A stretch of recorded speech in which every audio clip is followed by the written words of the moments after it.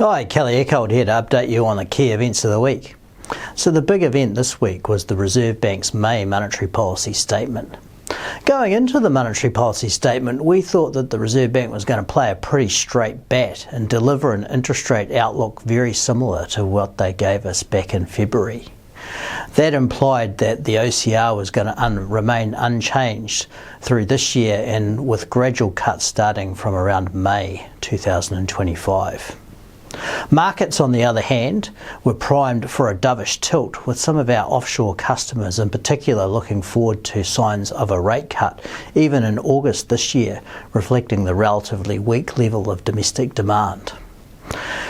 As it turned out, the hawks were very much in the ascendancy at the Reserve Bank yesterday.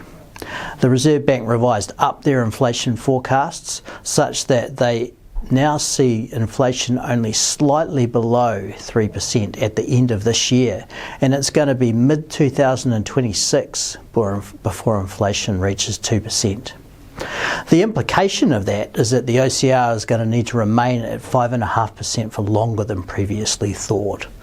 An easing beginning in around August 2025 looks most consistent with the Reserve Bank's published view. My take on this is that we shouldn't really be that surprised by the Reserve Bank remaining concerned about the level of inflation. They continue to see some upside risks to inflation, and if those risks crystallise, then they've indicated that they're not so much likely to tighten, but they will extend the period over which that they think the OCR will need to remain at 5.5%.